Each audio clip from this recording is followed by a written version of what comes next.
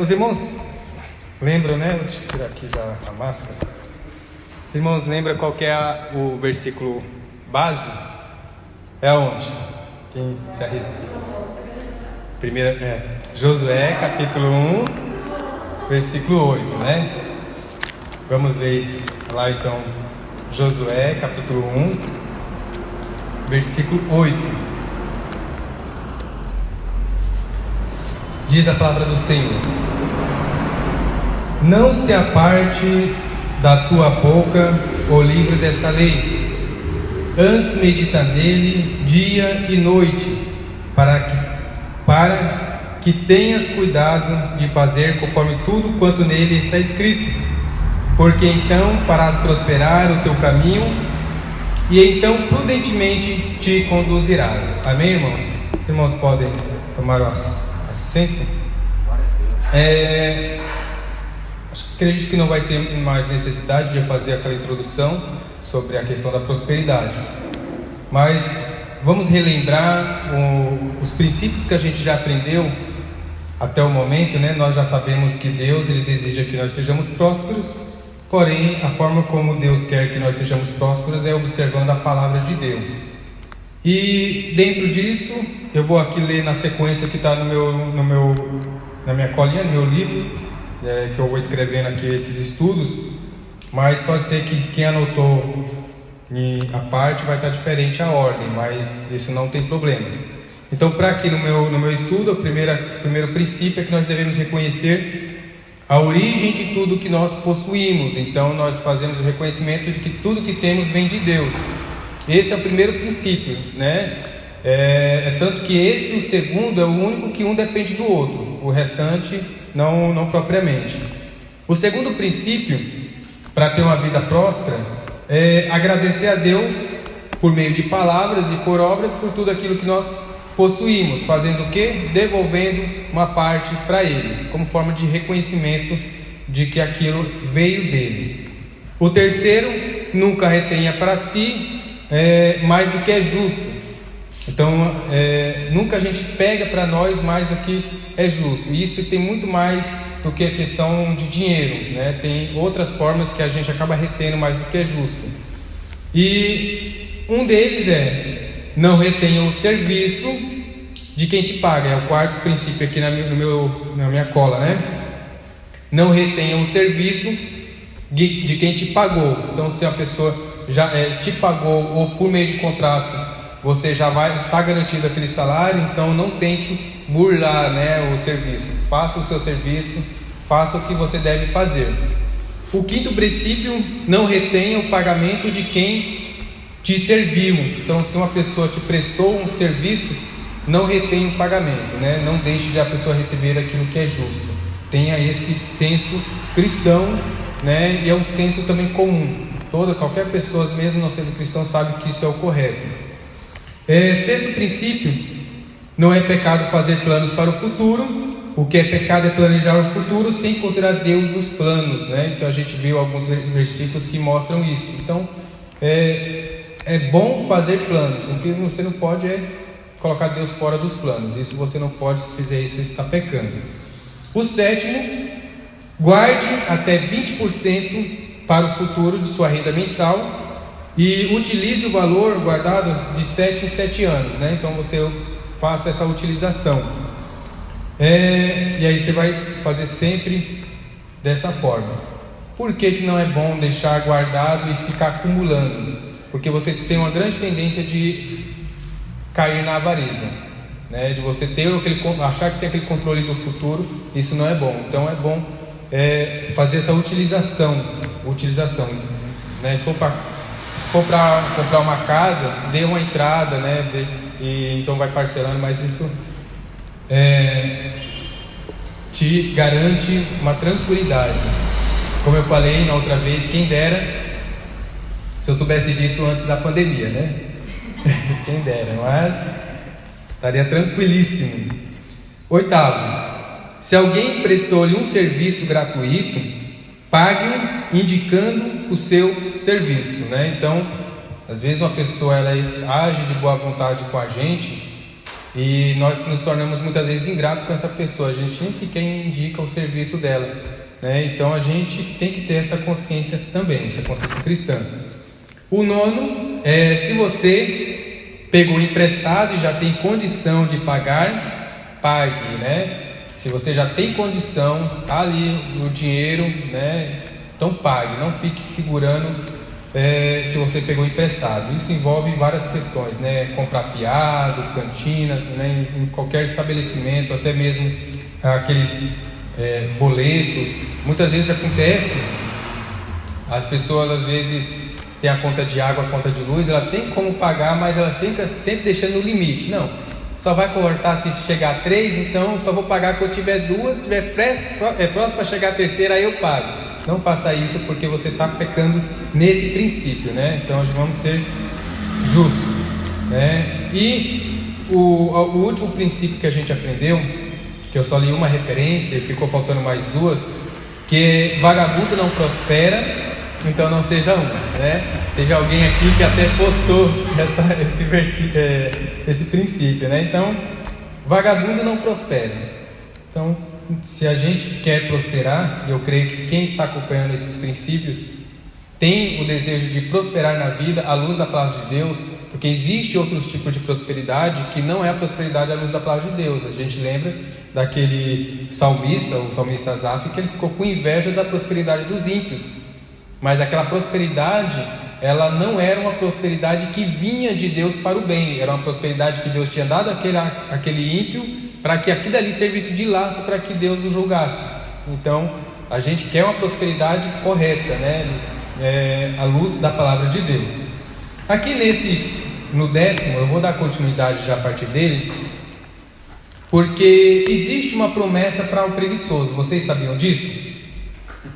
Existe uma promessa. Vamos ver lá em Provérbios capítulo 20, versículo 4. Existe uma promessa para o preguiçoso. Não, esse é Provérbios 20. Da formiga a gente leu na terça-feira, né? Que foi Provérbios 6. Vai ter com a formiga, o preguiçoso, olha para os seus caminhos e ser perfeito. Na verdade a gente leu parte, né, dele. Mas olha o que diz Provérbios capítulo 20, versículo 4. O preguiçoso não lavrará por causa do inverno, pelo que, aqui está a promessa, mendigará na cega e nada receberá. Aqui é a promessa. Ele no inverno, aqui ele não lavra por causa do inverno, mas quando chega no momento da cega, o que ele vai fazer? Mendigar. E ele vai receber? Não vai receber de quem aprender com a palavra de Deus, porque tem pessoas que às vezes ela quer ser mais, tem pessoas que ela quer ser mais sensível do que a própria palavra de Deus, que ela quer ser muito mais santo do que a própria palavra de Deus. E a palavra de Deus nos ensina como viver na vida, como lidar com certas pessoas. Existe muitas vezes o preguiçoso aqui, ele entra como uma pessoa que é negligente. Um bom exemplo, talvez alguém aqui já pode ter conhecido alguém, e ajudar o necessitado, isso é bom.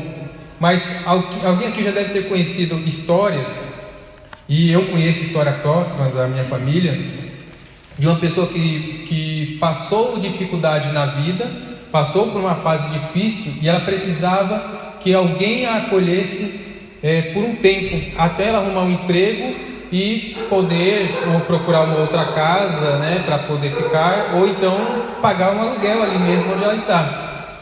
E o que acho bastante incrível, que às vezes a pessoa ela foi acolhida quando precisou, arrumou emprego, ganhou muito dinheiro com o emprego que arrumou, mas nunca pagou aluguel para quem abriu as portas, e também não quer abrir mão de sair. Então realmente ele acaba tomando posse daquilo que não era seu, e se torna vamos dizer assim, uma pessoa desagradável ali onde está. Acredito que ao falar isso, alguém já deve ter tido em mente aí um exemplo ou outro, porque existe pessoas assim, infelizmente. Só que a Bíblia nos ensina como lidar com esse tipo de pessoa. Vamos ver outra passagem? Porque se a Bíblia fala que esse preguiçoso aqui ele vai mendigar e nada vai receber, então quem não vai dar tem consciência que ali não é para ser dado. E a Bíblia ensina a gente reter, nesse caso, não dar para ele. Ensina, vamos ver lá em 2 Tessalonicenses. 2 Tessalonicenses,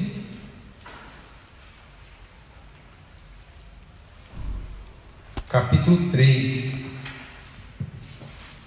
versículo 10.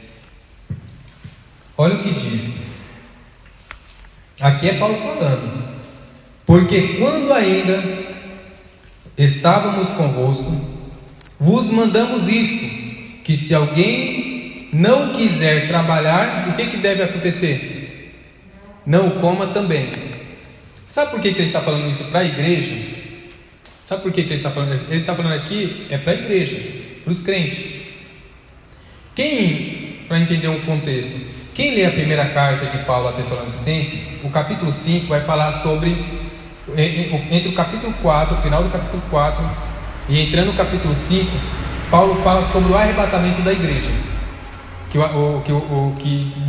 Jesus virá arrebatar a igreja, e deixa bastante claro que o arrebatamento da igreja pode acontecer a qualquer momento. E uma pessoa que desequilibrada, porque existe pessoas desequilibradas com as doutrinas, leva para o extremo, leva para outro e torna-se crente descontrolado. O que eles entenderam quando Paulo falou assim que o arrebatamento poderia acontecer a qualquer momento? Bom, se a qualquer momento nós vamos desaparecer deste mundo, então para que eu vou trabalhar? Para que eu vou estudar? Para que eu vou me esforçar? Não, eu vou viver orando, vou orar, vou ler a palavra o dia todo, e quando Jesus vier eu estou garantido. Eles começaram a viver isso por causa da primeira carta de que Paulo escreveu aos Tessalonicenses. Aí a tal ponto que aconteceu o quê? A igreja tem um papel social com os membros. Lembra que eu falei que a igreja ela tem um cuidado com os que são da casa, que é chamados domésticos da fé? E aí só quando depois os domésticos da fé estão completos, não precisa mais de nada, é que vai ajudar os outros, que tem esse princípio aqui na Bíblia. Acontecia de os crentes trabalhadores começar a trabalhar, aí contribuía com as suas ofertas, contribuía com a casa do Senhor, com a igreja, tinha os responsáveis pela administração da oferta, e nessa responsabilidade havia um senso de que se houvesse, e quem dera que houvesse esse senso em todas as igrejas, de que se houvesse um necessitado dentro da igreja, a igreja tinha como responsabilidade cuidar desse necessitado. Então, se uma pessoa estava passando dificuldade financeira, a igreja entrava como um recurso para ajudar essa pessoa até ela se recuperar, até ela, por exemplo, conseguir um emprego, até ela conseguir viver realmente independente, sem precisar dessa oferta, para que eles possam ajudar outros. É tanto que esse é o principal propósito da oferta na igreja. Vocês sabiam disso? Querem uma referência? Só para a gente contextualizar aqui. Vamos ver lá em Coríntios, só deixa eu confirmar se é 1º ou 2 Coríntios. Acho que é 2ª. É isso mesmo, é 2 Coríntios, capítulo 8. Esse era o propósito da oferta, o propósito original, que deveria ser administrado dessa forma, à luz da palavra de Deus. No capítulo 8 de 2 Coríntios capítulo 8, versículo 14, ele fala aqui, Paulo, mas para igualdade o que ele está dizendo? Dentro do contexto, ele está falando sobre a necessidade dos crentes de Corinto contribuir com ofertas. E em 1 Coríntios, capítulo 9, ele vai falar sobre a questão do dízimo, mas aqui é a oferta. Ele vai falar assim que a oferta ela é necessária para igualdade. E aí em que sentido? Neste tempo presente, a vossa abundância, isso é a abundância de quem está contribuindo, supra a falta dos outros, que os outros é aqueles que não têm condição, estão passando dificuldade, para que também a sua abundância, quando estes ficarem abundantes, supra a vossa falta. Existe aqui um intermediário, um intermediário aqui, um toma lá da cá, vamos dizer assim.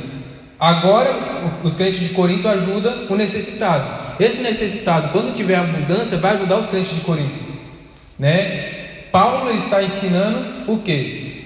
O reconhecimento e a forma de agradecimento. Eu recebi de vocês, agora eu estou em boa condição, agora eu posso ajudar. Porque é sempre assim, uma hora a gente precisa de ajuda, outra hora a gente está em condição de ajudar, sempre é assim.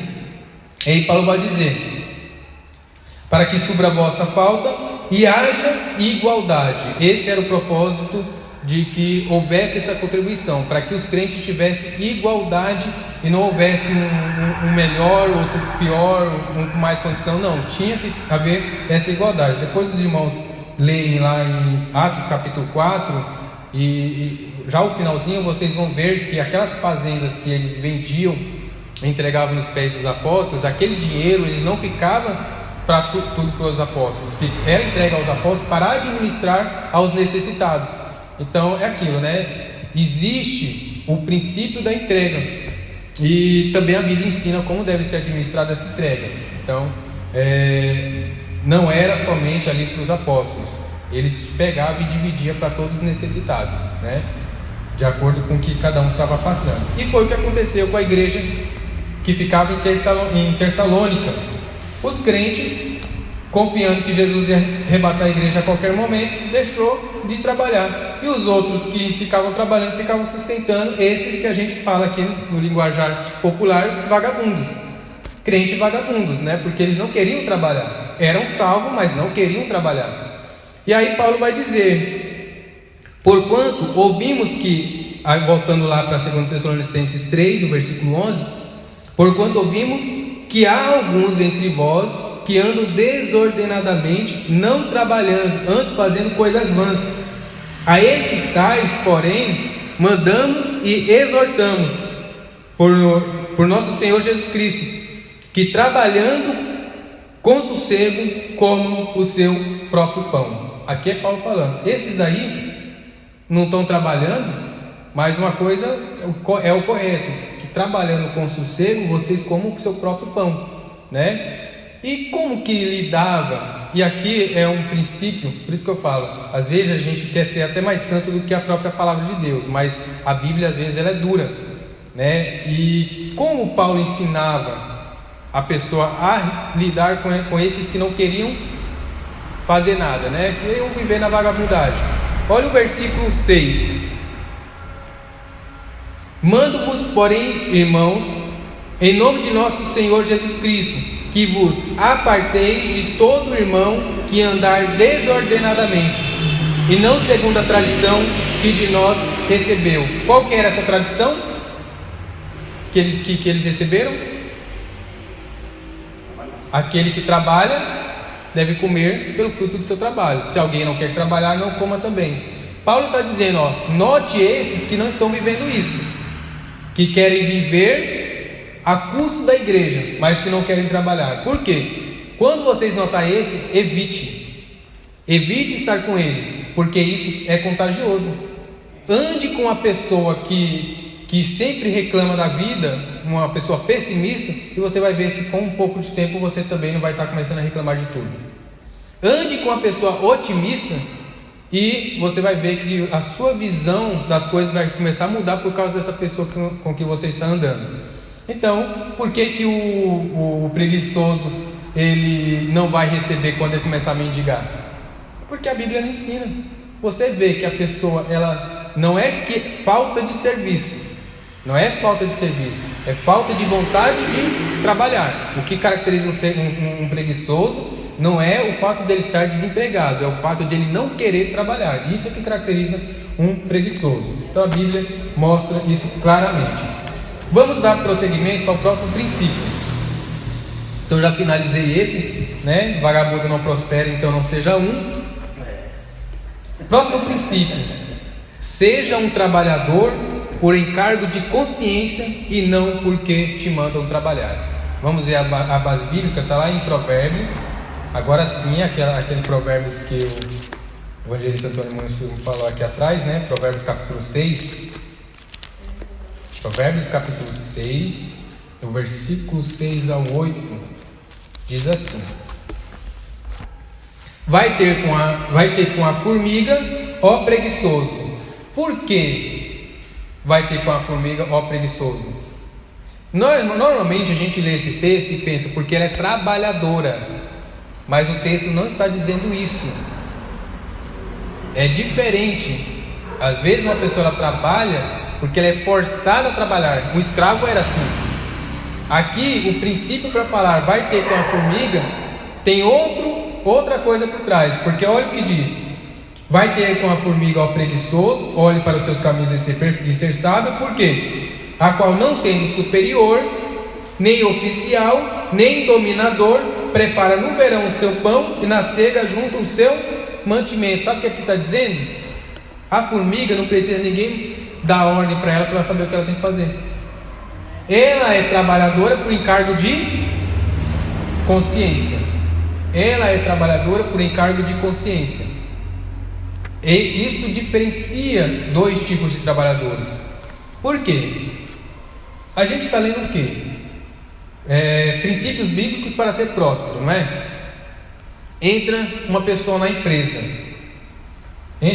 um crente começa a trabalhar, e tem um ímpio que começa a trabalhar. Eu estou dando sempre um crente e um ímpio, porque a Bíblia fala que os filhos das trevas são mais prudentes que os filhos da luz, e Jesus com certeza não falou isso feliz. Ele apresentou o quê?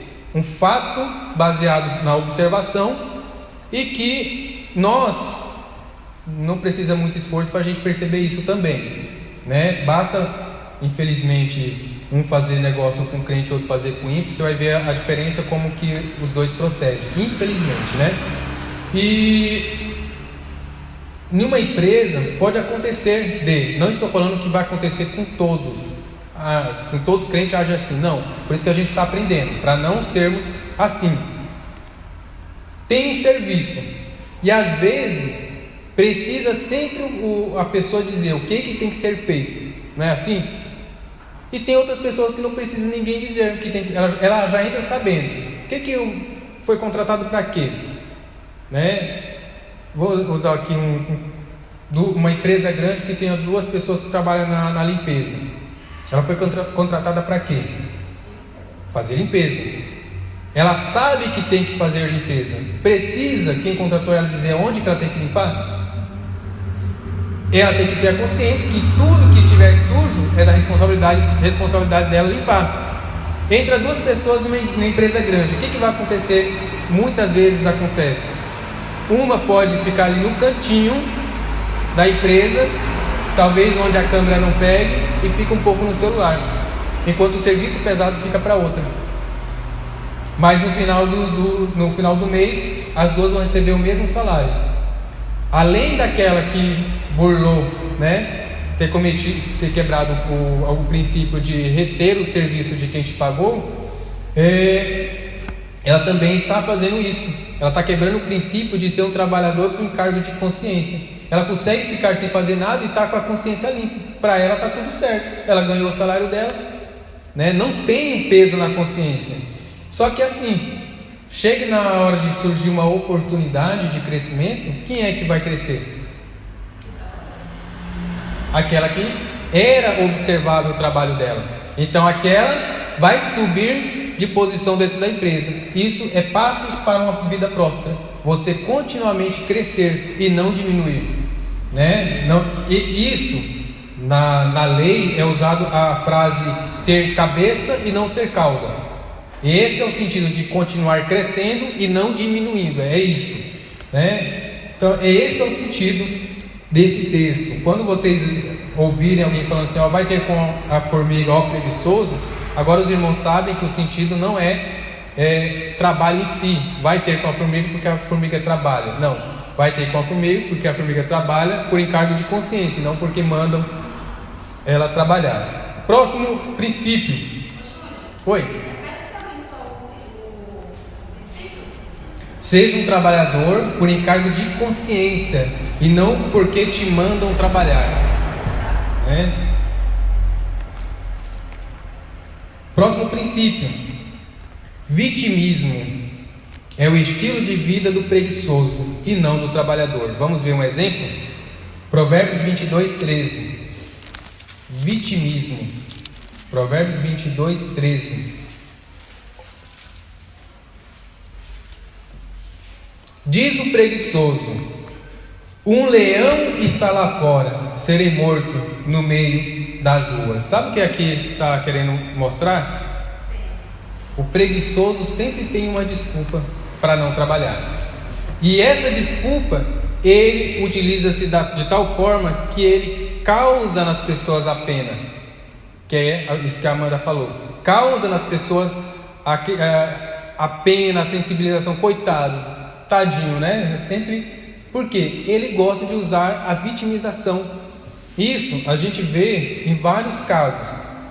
Tem pessoas que, por exemplo, utiliza alguma fatalidade que aconteceu na sua vida. Tem pessoas que às vezes perdeu um braço, perdeu um membro, e usa isso como uma justificativa para ela não se desenvolver. Então ela vive dependendo dos outros. E não precisa ver muito esforço para ver exemplos de pessoas que, tendo os mesmos problemas, conseguiram chegar em lugares longe, né? Eu vou dar um exemplo aqui de uma pessoa. Tem um homem que eu sigo ele, acompanho o trabalho dele já há muitos anos. Ele é um desenhista no mesmo estilo dos desenhos que eu faço, é desenhista realista. Antes de eu saber que os desenhos que eu faço se chamava realismo, ele já desenhava. Foi através dele que eu descobri que o que eu fazia era realismo, né? Era o estilo realismo, né? Só que eu estava muito aquém. E este homem se chama Charles Lavezo. Ele é um desenhista que trabalha somente com grafite. Charles Lavezo. Ele é um exemplo disso aqui, do exemplo bom, né? Ele tem uma deficiência na mão. Então ele não tem uma mão. E ele sempre viveu, vamos dizer assim, as pessoas olhavam para ele e falavam, né? Como é que você quer ser um desenhista se você nem a mão tem, se você só tem uma mão, né? É tanto que ele tem dificuldade às vezes para apontar o lápis por causa dessa deficiência. E ele, por um bom tempo, ele teve esse complexo, assim, ele fala que entre as crianças, né, os desenhos dele eram o pior, mas ele gostava de desenhar. E o que aconteceu? Ele se dedicou, mesmo tendo uma só mão, se dedicou. E hoje é um dos desenhistas brasileiros mais reconhecidos. Falou de desenho, coloca na internet, no Google, desenho realista, só aparece o nome dele. É uma pessoa que tinha deficiência. Outras pessoas que não tem nenhuma deficiência, eu participo de grupos, a gente vê isso. Eu não posso, eu não consigo por causa disso. Não é questão do porquê que você não...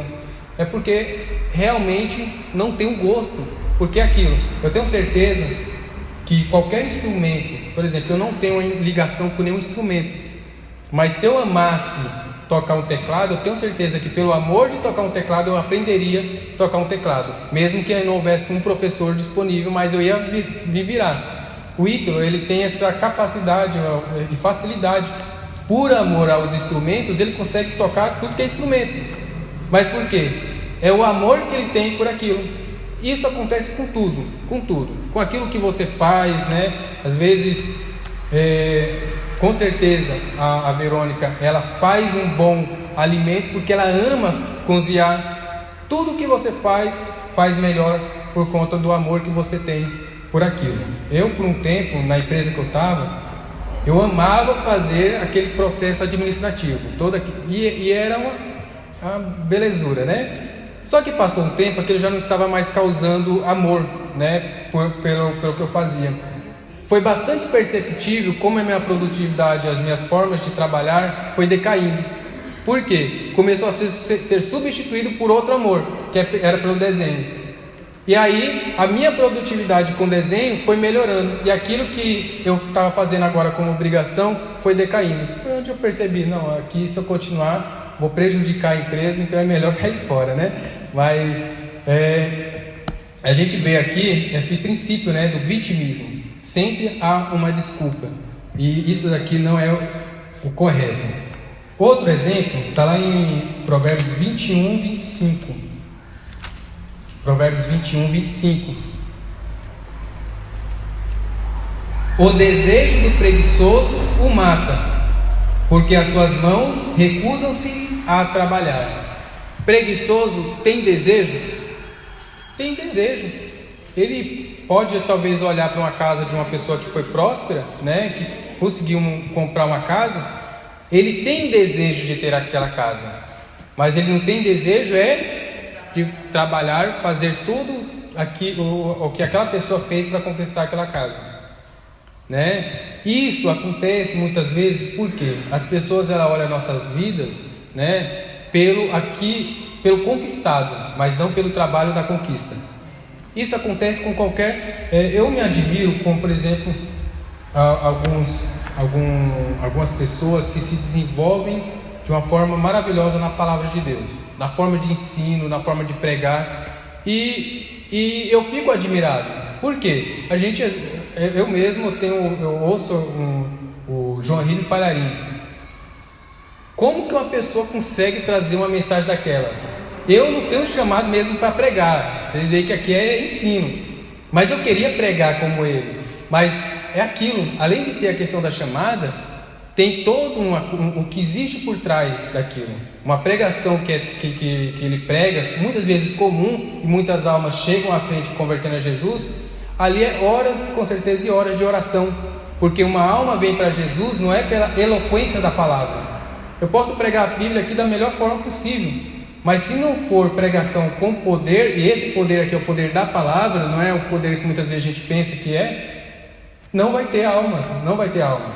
Foi o que Paulo falou. Paulo lá em Corinto, ele fala que a minha pregação não foi com palavras persuasivas de sabedoria humana, mas foi em poder. Então ele mostra que isso é que diferenciou uma pregação, por exemplo, que diz que quando ele pregou lá em Atenas, é o melhor dos discursos de Paulo. Atenas está lá em Atos capítulo 17. O melhor discurso de Paulo, que acho que ele poderia dizer assim: olha, perfeito, não teve uma alma aqui que foi ganha.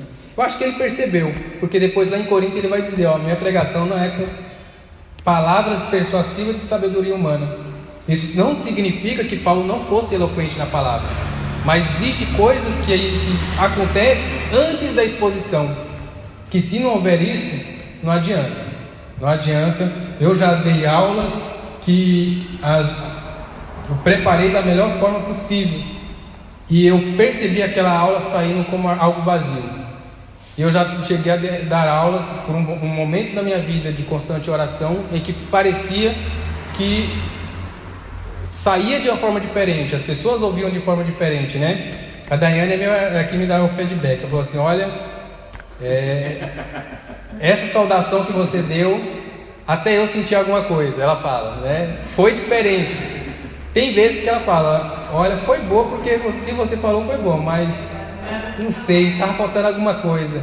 E aquilo é a vida que acontece antes de uma saudação, é a vida que acontece antes de uma pregação e de um ensino. Tudo isso influencia, né? Mais outro exemplo é Provérbios 20, versículo 13. Fala assim, não ames o sono, para que não empobreças. Abre os teus olhos e te fartarás de pão, né?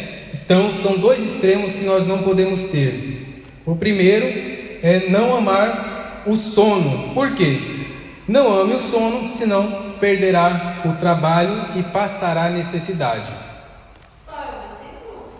Provérbios 20, versículo 13.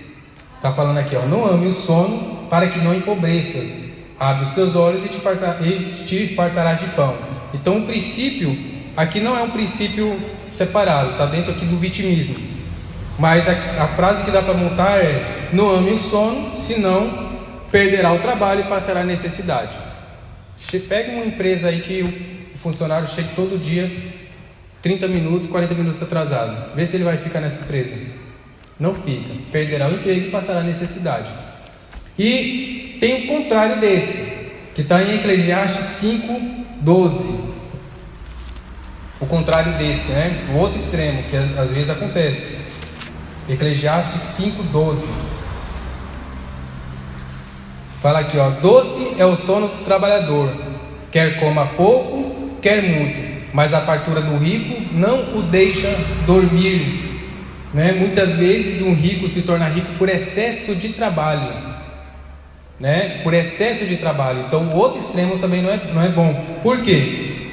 Se o primeiro é não ame o sono, senão perderá o trabalho e passará necessidade. O segundo é: não ame o trabalho, senão ficará sem sono e perderá a paz. Uma pessoa que vive o dia todo trabalhando, né? Eu trabalhei, né? Eu trabalhei numa empresa antes dessa que eu estava, né? Eu trabalhei no Pão de Açúcar, mas no Extra.com, né? Ficava ali dentro da Maquilene, até que eles saíram de lá. Mas eu lembro de uma pessoa que, quando era na época de inventário, sempre no final do mês, era comum serem chamados para fazer hora extra. E nessa época eu trabalhava à noite, e eu vou falar um pouco aqui sobre trabalhos à noite, né? Se a Bíblia tem alguma coisa a dizer, mas tem. E eu trabalhava à noite. Eu lembro que uma vez eu cheguei na empresa, esta pessoa, esse funcionário estava lá das 6 da noite. Não, era às 10 da noite. Ele entrou junto comigo. Das 10 da noite, ele passou a noite. Eu fui embora. Ele continuou na empresa do horário de ir embora até as 2, que era o outro corte de horário.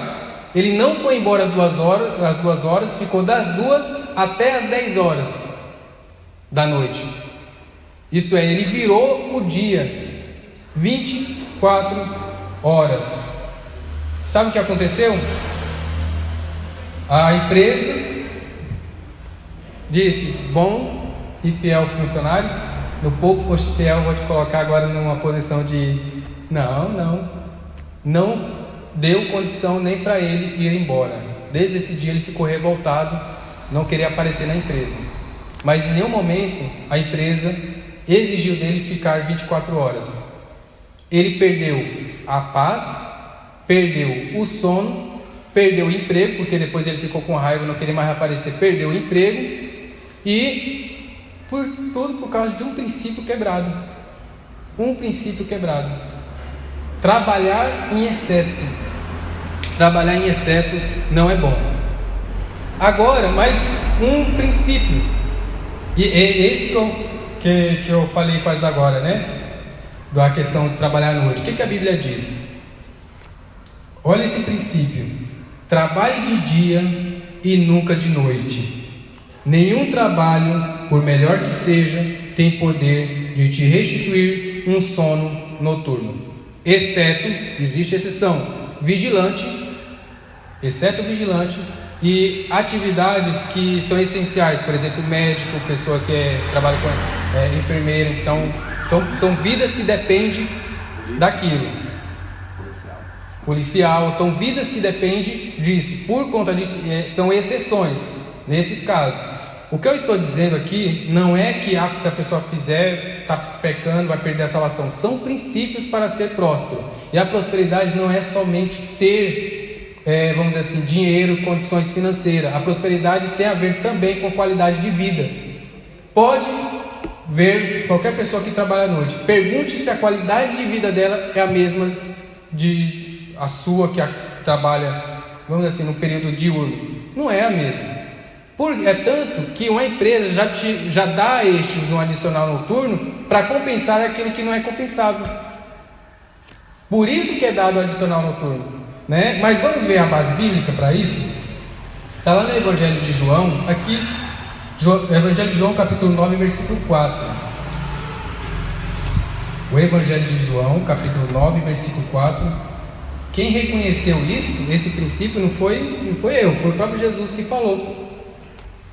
Olha o que ele diz: convém que eu faça a obra daquele que me enviou, enquanto é dia. Claro que Jesus está falando aqui no sentido espiritual, mas ele está trazendo do espiritual utilizando uma realidade material, física, né? Aí ele diz: a noite vem, quando ninguém pode trabalhar. Jesus reconhecia que a noite não é para ser de fazer atividades, né, trabalhos. A noite não é para trabalhar, a noite é para descansar. Quem vive esse princípio tem uma qualidade de vida melhor. Às vezes, né, as necessidades, as dificuldades fazem com que nós não tenhamos, vamos dizer assim, uma fé suficiente para abrir mão. Porque é aquilo, né? Conversa com qualquer um que vive trabalhando à noite, a primeira coisa que ele vai te dizer, talvez até de uma forma grossa, é: você vai pagar minhas contas? Não, aqui é um princípio, é uma lei. Princípios da lei. Se você vive, você prospera, mas você deve ter interesse de querer ou não prosperar. Se você não quer ter uma qualidade de vida boa, continue fazendo do jeito que você está fazendo. É o que eu falei. Aqui não é para ser salvo e nem vai te fazer você perder a salvação. Isso não vai te fazer perder a salvação. Nenhum desses princípios te faz perder a salvação. Só que a qualidade de vida torna-se melhor, né? E vai dar para ler mais um. Isso aqui é interessante. Próximo princípio: trabalhe para ter uma boa vida, mas não sacrifique a sua boa vida para ter um bom trabalho. Isso é importantíssimo. Lembre-se, e aí a gente vai entrar nos versículos: o trabalho nunca acaba, mas você um dia se acabará. O trabalho fica, mas você vai. Vamos ver a base bíblica, está lá em Eclesiastes capítulo 8. Eclesiastes capítulo 8. Eu vou repetir daqui a pouco de novo, porque ele foi mais longo nesse princípio. Eclesiastes capítulo 8, versículos 16 e 17.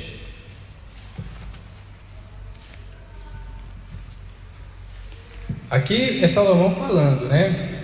Aplicando eu o meu coração a conhecer a sabedoria e a ver o trabalho que há sobre a terra, pois nem de dia nem de noite vê o homem sono nos seus olhos. Está falando do homem que trabalha demais. Então vi toda a obra de Deus, que o homem não pode alcançar a obra que se faz debaixo do sol, porque por mais que trabalhe o homem para a buscar, não a achará. E ainda que diga ao sábio que a virá a conhecer, nem por isso a poderá alcançar. Mas a frase aqui interessante é que ele fala: o homem não pode alcançar a obra que se faz debaixo do sol, por mais que trabalhe, por mais que rale, ele não vai alcançar. E o outro, que é bem melhor, eu acredito, para complementar isso, está lá em Eclesiastes 2, versículo 18 e 19. Eclesiastes 2, versículo 18 e 19. Também eu aborreci, aqui uma consequência de ele ter feito essa observação. Às vezes ele observa, vê o resultado das coisas, e às vezes a pessoa perde o prazer pelo trabalho. Também eu aborreci todo o meu trabalho, em que trabalhei debaixo do sol, visto como eu havia de deixá-lo ao homem que viesse depois de mim. E quem sabe se será sábio ou tolo? Contudo, ele se assenhoreará de todo o meu trabalho em que trabalhei e em que me houve sabiamente debaixo do sol. Também isso é vaidade. Aqui, um princípio. Às vezes a pessoa perde a vida dela, a qualidade de vida, para ela ter um bom trabalho. E aí quando ela tem um bom trabalho, né, ela acaba vivendo para o trabalho e não consegue ter mais qualidade de vida. Não consegue ver a qualidade de vida. Um exemplo: médico. O médico é um exemplo de que se ele não fizer aquilo por amor, ele entrou em uma enrascada. Se não estiver fazendo aquilo por amor. Por quê? Ele, pelo salário, consegue oferecer à esposa, aos filhos, a melhor vida. Mas por conta da responsabilidade da medicina, ele não consegue usufruir. Tem que passar a noite, às vezes fica com aquela carona, né, com os clientes, perdeu a sensibilidade, porque pessoas que lidam com o lado da vida das trevas, vamos dizer assim, o lado sombrio da vida, morte, doença, se uma pessoa não tiver cuidado, ela perde a sensibilidade, e aí ela consegue ver uma pessoa num estado miserável, ela não tem compaixão, ela consegue ver uma pessoa morrendo e ela não tem mais sensibilidade. Pessoas que trabalham medicina, por isso tem que ser por amor, né? Mas medicina, pessoa que trabalha com exumação de corpos, pessoas que trabalham onde tem muitas doenças, coisas ruins, né? Psicólogo, até mesmo psicólogo, se não tomar cuidado, aquelas doenças dos pacientes podem passar para eles, por isso que todo psicólogo passa por psicólogo, tem isso, né? Então tudo isso reflete na qualidade de vida. Eu mesmo, eu não aguento ver sangue, então para mim já não daria certo, qualquer trabalho que envolvesse sangue para mim já não daria certo, né? Mas tem pessoa que consegue, o fato pense isso, por isso que eu falei outra vez, era bom que os adolescentes estivessem aqui, porque é na adolescência que existe essa dúvida do que eu devo fazer para o resto da minha vida. Uma decisão, eu mesmo comecei uma faculdade, parei porque não deu para pagar. A primeira porque não deu para pagar. A segunda comecei, parei porque não me senti assim fazendo aquilo, né, que era administração. Aí eu fui tentar fazer gestão financeira, porque eu trabalhava com finanças, quem sabe, né? Não deu certo, não gostei. Eu falei assim, pronto, agora eu vou ter que fazer os desenhos mesmo, é o que eu gosto, mas isso mostra como que às vezes uma pessoa, ela ter um título, vamos dizer assim, social, o que você é? Tem pessoas que têm vergonha de dizer a sua profissão. Isso é vergonhoso ter esse tipo de vergonha, né? Por quê? Quando nós temos vergonha do que nós fazemos, nós estamos dizendo para Deus o quê? Que aquilo que Deus colocou no nosso coração ser, nós não somos gratos, né? Por isso que assim, graças a Deus que eu amo ensinar, porque uma coisa que eu não posso reclamar é desse dom, né? E todos que têm aqui um dom ministerial, mesmo, seja grato, porque com certeza vai fazer o melhor. Teve uma outra passagem, Eclesiastes 9:10. Eclesiastes 9:10 é o último versículo. E aí, acho que na próxima terça eu continuo a partir do 15.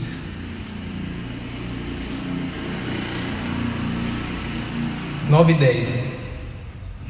Tudo quanto te vier a mão para fazer, faze-o conforme as tuas forças, porque na sepultura para onde tu vais não há obra, nem indústria, nem ciência, nem sabedoria alguma.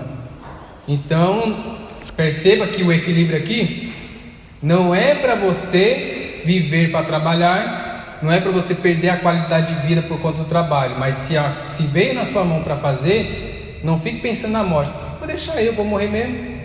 Não, faça, porque lá do outro lado não tem trabalho. Você não vai fazer nenhum trabalho industrial, você não vai mais exercer os dons que você só pode exercer aqui. É outra realidade. Por isso que a Bíblia fala que bem-aventurados os mortos que desde agora morrem no Senhor, porque as suas obras os seguem. As obras seguem a partir daqui, do que a gente fez aqui.